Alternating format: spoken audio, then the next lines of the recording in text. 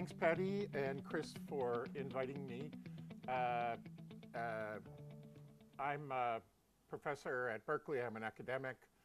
I will try and speak English today, not because I'm an American, but because we don't talk to many people outside of academia. And thanks, Patty, for that interesting overview. And so I'm going to directly contradict everything Patty said. I'm going to talk about household finance access with randomized trials. Let me jump into it then. So this is not a surprise to many of you in the room, but in high-income countries, collateralized lending is the dominant form of lending. In fact, in the US, more than 80% of household debt is collateralized with physical capital. But collateralized lending, it just isn't present in most low and middle income countries for a number of reasons. One, there are high repossession costs. You have to find the asset, you actually have to extract the asset. It can be very far away and very costly, especially in countries that have weak legal institutions. So I spend a lot of time in Mexico, and it's impossible to repossess anything because I'm not a Mexican and I don't pay enough money to the judge to have to get a judgment against whoever I would be lending to. Second, consumers themselves don't like to put up physical collateral. One of the big differences between lending in these countries and, say, the US would be 80% of households are self-employed and subject to lots of volatility in their income for shocks, weather, health, unemployment, things like that. And so households are very loath to put up major assets which they might lose not because of strategic default, but really loss because of unexpected shocks to their income. So collateralized lending really hasn't taken off. And it's one of the major reasons that we think there's limited access to credit, both on small and medium enterprise. So in Africa, a medium enterprise has two employees. So they're not really big enterprises, and they behave a lot like households in terms of their financial lives. So what we're going to do in this paper is look at lending without traditional physical collateral, something we've coined digital collateral. And as Patty suggested, we wrote this really technical paper, which got lots of wonderful words. It was published in a good journal, and dozens of people have read the paper. And so that's one of the reasons that I'm really happy to be here outside of academia to talk a bit about this work. Okay, what we're going to call digital collateral, and I'm going to talk today about a set of loan contract types in this space. You know a version of this as PayGo. PayGo is one of a large number of contracts. It's facilitated by lockout technology. So I have some electric using asset. I give you a loan, you start paying back, you stop paying back. I place a chip on the battery in your electric using asset, and I can disable the flow of services from that asset remotely and cheaply with a click of my finger on a button. And if you start paying again, I can turn it back on. And so what we're going to call digital collateral is not the asset, but the flow of services off that asset. And it has some really nice features which physical collateral doesn't. One, it's very, unlike repossession of a physical asset, it's not permanent. It's cheap to turn on and off. I can do it all remotely. And it's not very expensive to install. And so really the technology is what made this type of collateral possible. Okay, I'm going to skip that. I'm going to look at a case of a company called, then it was called Phoenix, now it's merged with Movisol and called Engie. What they do is they sell solar home systems. I made this small enough so you can't quite see it. And so I'm going to use that old Professor Jedi trick where I just assert facts and you see a picture and you'll believe me because I'm a Jedi economist.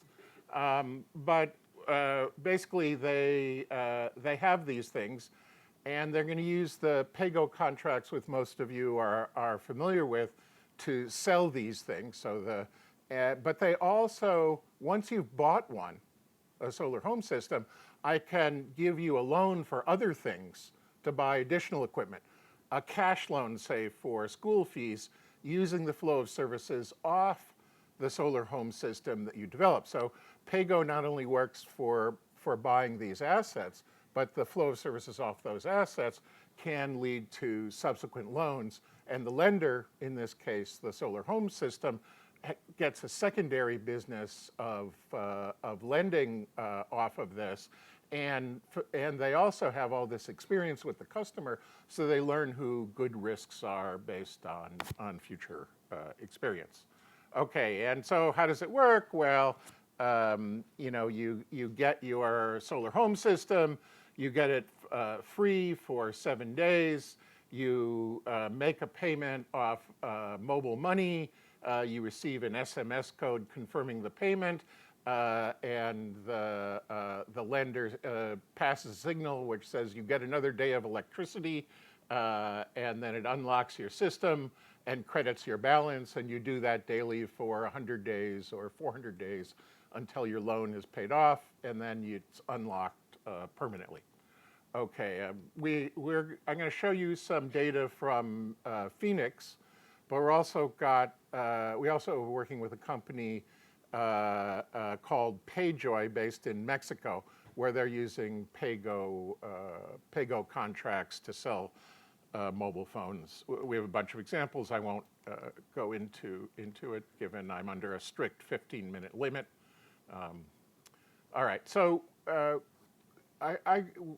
what I'm going to talk about today are really a range of contracts using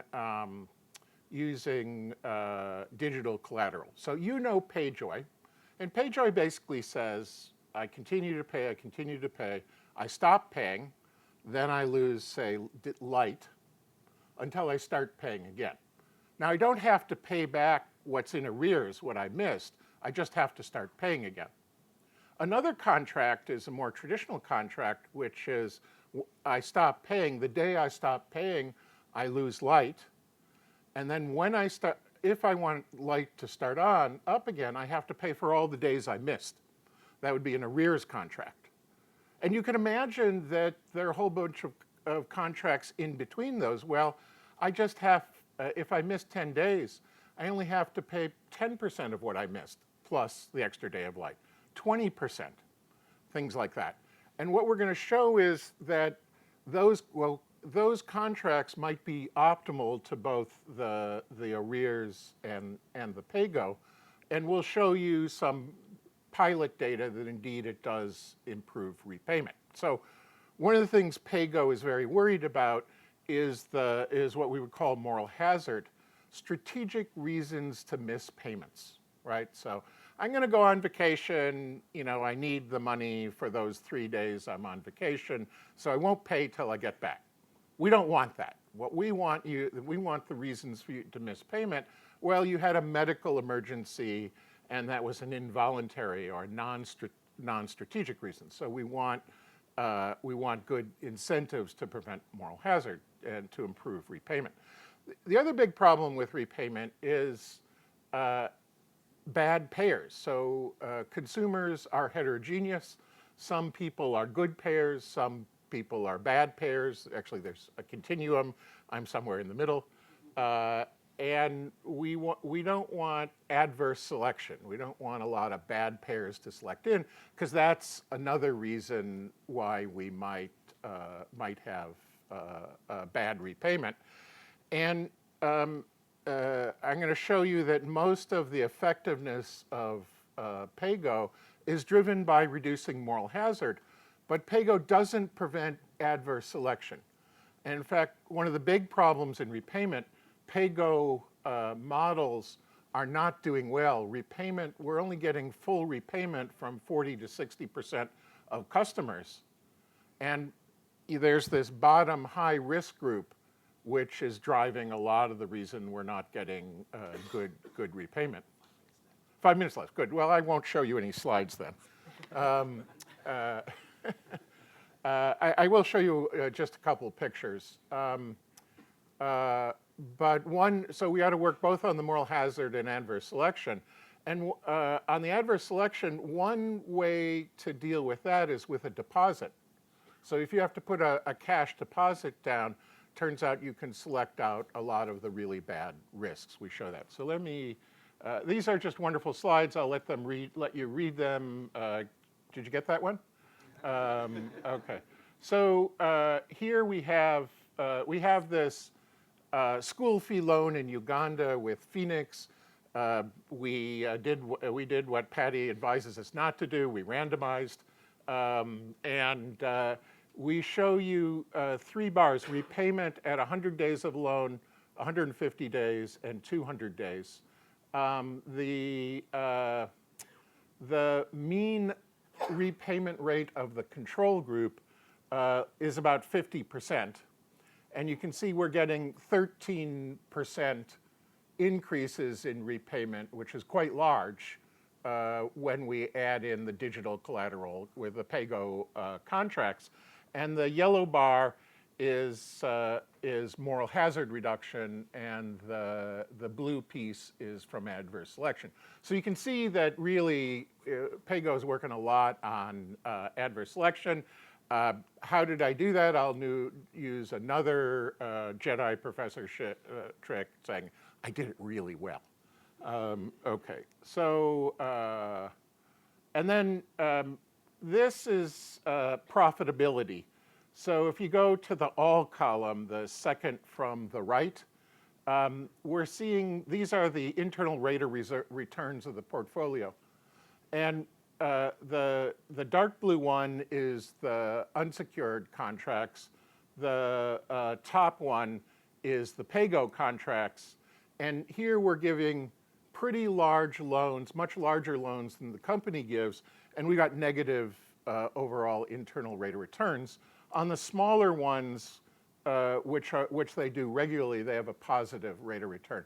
And so this started to give us a signal that these PayGo contracts, in and of themselves, even though they improve profitability, may be at the margin of profitability. And so that led us to a long discussion of how do we redesign these contract structures in order to further improve things. In particular, how can we reduce the adverse selection of getting people like myself in there who are really bad risks? Okay, and then again, another assertion, these contracts were really effective at increasing school enrollment and school expenditures in a way that is really hard to do in Africa. So again, I'll assert that result. All right, let's skip that. I'm stuck.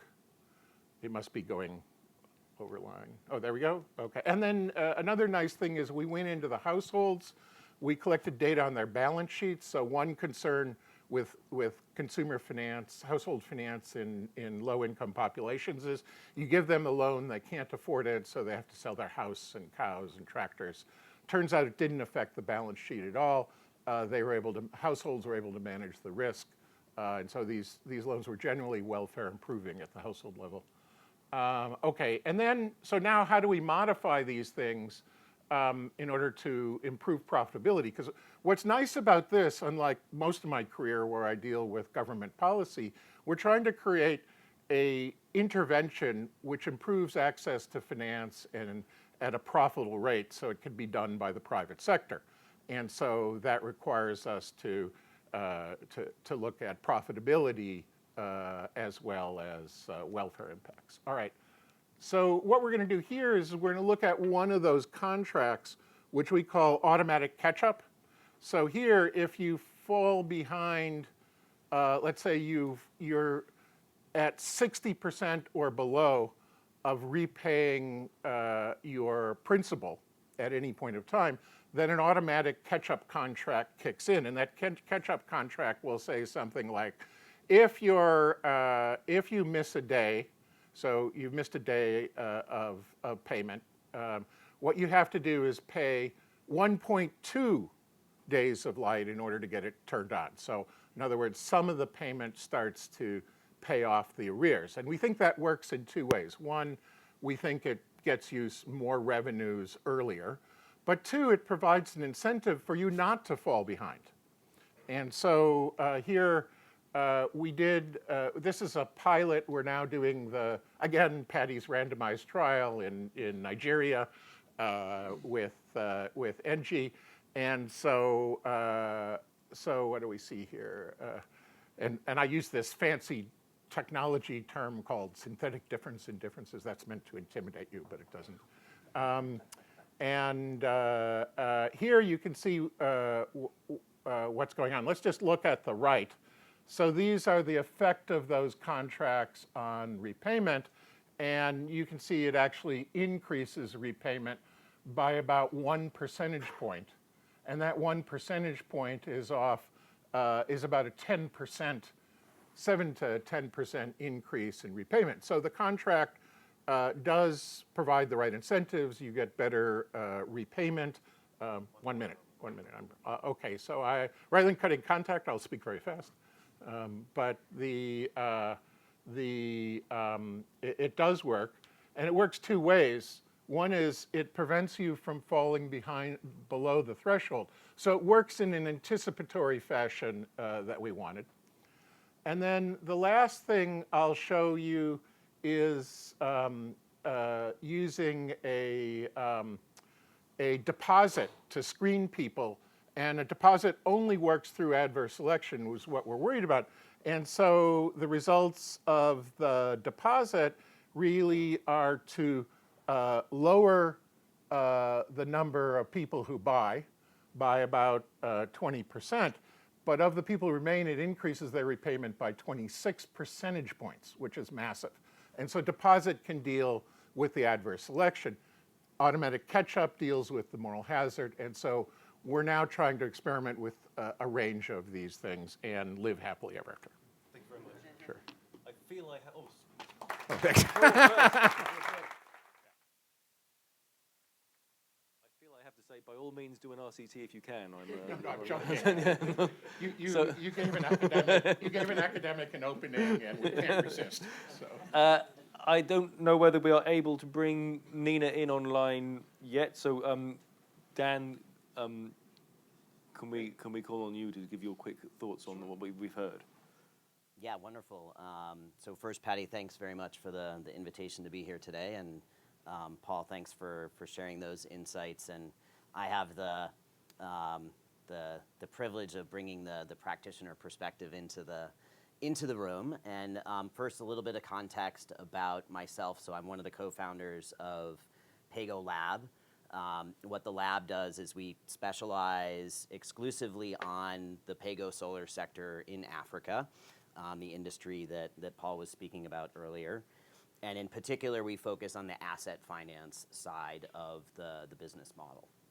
And what we do as the lab is we diagnose our patients. So we take their raw contract data and we do forensic analytics to understand overall performance of their consumer receivables that they're carrying on their balance sheet. And we accompany that with a very robust qualitative workup to understand systems, processes, capabilities on the asset financing side of the business model. And then we work with those companies, with their shareholders, and with lenders to help companies implement. In some cases, it's minor adjustments. In others, it's pretty dramatic, full restructurings of the business to get things back on track. So we've been active for 18 months now. We've worked with over 30 different country operations across sub-Saharan Africa. We've worked with some of the biggest industry players, mid-sized, smaller players. We have a pretty good snapshot of the sector.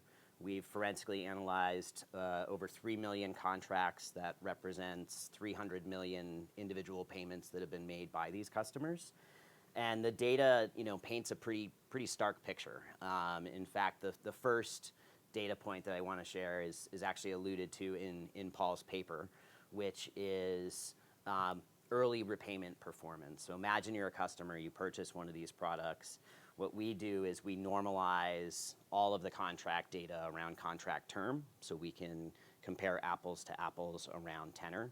And we take a slice of, at 10% of loan term, what is the utilization rate of these customers. And so utilization rate means that the system is unlocked, and meaning the payments are current. And just as Paul's paper cites, our data shows as well that customers really struggle early on. So 25% of the time, those systems are locked out in the honeymoon period. So it's a very, very telling statistic. And these customers pay very slowly. It's pay as you go. Our sort of joke is it's pay when you can, or pay when you want. And so what we see is at the 100% of contract term, when the loan is due, it is a very tiny fraction. I'm not even going to cite the statistic. It's a tiny fraction of those contracts that are actually fully paid off at term. At 2x that contractual term, only 2/3 of those contracts have been fully paid off. And so then if you move to the level of the firm, PayGo solar companies themselves, you can imagine that their revenue realization is really lagging relative to what they have committed to, both to their customers, to their investors. And what we see there is that revenue realization sits at about 65% at contract term, and then at 2x term, they're at about 80%. So as a result, we're very busy, because there are a lot of companies that are in serious distress.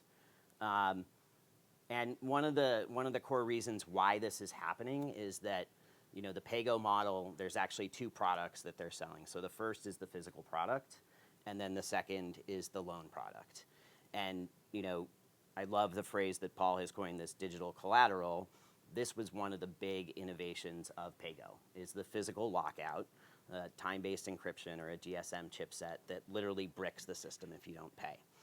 And the problem for PayGo Solar is that they've really over-indexed on using that modality to mitigate credit risk. The other modality that's been mainstream within the industry is deposits. So if a customer basically can make a deposit at a certain level, then that's a proxy for ability to pay. And then we have this physical lockout to force them to pay. So it's, what we see broadly across the industry is that a lot of customers are struggling, and fundamentally, the industry has really focused on, and the incentives in the industry and a lot of the financing coming into the industry focuses on the volume of sale, right? And so volume of sale, you get equity or debt, you have debt covenants linked to volume of units sold. Yes, there are covenants around quality of sale, but invariably there's this big push in the boardroom with the sales force, sell, sell, sell. And this is what has led to, some serious challenges for the sector. And so, what we're trying to help these companies really do is to fundamentally shift their success metric to really think about quality of sale. And that is a big shift for these businesses. So they really have to build those systems, processes, and capabilities to ensure customer success, take a customer-centric approach at the outset, so that they're really rigorously underwriting, assessing ability to pay before a customer purchases a product, so they're positioning them for success. And in our mind, in our view, that is going to be, a foundational improvement alongside digital collateral and deposits that's going to put this sector on the path to profitability. And we see that with companies that we've worked after a few months, when we have good buy-in from leadership, we can see really dramatic improvements in customer utilization rates for new cohorts of customers that are coming in. Repayment rates, for example, or utilization rates going from 75% to as high as 90% within weeks. So I'll stop there, put that out as fodder for discussion. Well, the underlying performance was in that table. Those weren't increments. So on their current portfolio, it was about, the internal rate of return was 5.7, I think. But when you looked at the larger loans that we were experimenting with in the same structure, unsecured went down to about 6. And when we secured them with digital collaterals, it went to about -3. So in larger products, they were in the negative range. But there are a range of customers for which it's positive. And if you get rid of that low end, it becomes like the portfolio. That's why the adverse selection mechanisms to select people out are probably the way to go to get back to profitability, which feeds into what Patty was talking about. Sorry, what Dan was talking about. Patty's over here. I do know that. I think we'll stay with questions in the room, but so people can hear it online, please. Paul, the underlying challenge here is liquidity for the customers. The customers have liquidity problems. They can't build up enough to buy it outright. They need the loan, but also they have a liquidity challenge on a daily basis. How do you think about the optimal, because a challenge of PayGo is if you didn't earn any money today, you can't pay, you don't have electricity, that potentially impacts your ability to earn money the next day. Where is the sweet spot that frees people from the liquidity challenge of not being able to build up a lump sum, from the liquidity challenge of not having the daily cash necessary to make the payment? One of the reasons we went in and looked at household balance sheets to see whether their borrowing and consumption and things like that are altered. And these loans are small enough that they don't seem to have big adverse effects on the financial health of the customer. And so you can think of it as a bug that they lose light. On the other hand, you can think of it as a positive feature, which I have an unexpected shock to my income. I get sick for a few days, I can't work. Well, I give up a little light, but I don't lose my solar home system. It comes back on. So this is a way of getting customers to be able to buy a solar home system or take a school fee loan with them understanding that some of the time they can deal with this. If it were physical collateral, I lose the asset, and so they're much worse off. What's the right structure? Well, that's what we're working on. These automatic catch-up things don't seem to be that burdensome so far from the pilot, and it's all about designing the right contract. So as an academic, I say we need more research. Well, there's a question on the right. Sure. Neither of you mentioned sex disaggregated data. I'm wondering if you did look at it, what type of gender differentials do you see? And if you haven't, can I ask that you do that in the future? Well, in our work, in the school fee loans, we disaggregate for boys and girls in terms of their school enrollment. And you see much larger effects on girls' enrollment and expenditures. And we think that's because they started off more disadvantaged than boys in the household. So it helps girls catch up.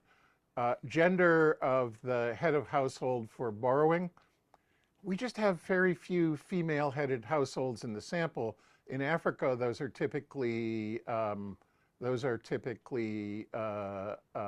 widows, and so the samples are too small to disaggregate for repayment. We'd wanted to do that. In fact, whenever you send stuff to journals, they hammer you, why didn't you do that? So we had an incentive. Wish I had better data. Well, but it's, who signs the loan, right? That's the only thing we have in the data. We have one more question down here, Stephen, if you could bring a mic to the front.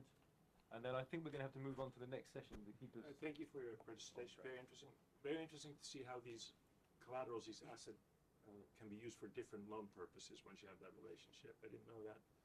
Question I have is, to what extent can we be critical towards the investment community? Because we said, in the boardrooms and the sales are being pushed, but we're coming out of a period of 0% interest rate where capital was available, you could pick it up on the street. So to what extent should we be more critical how we invest? And because we push those sales eventually as investors.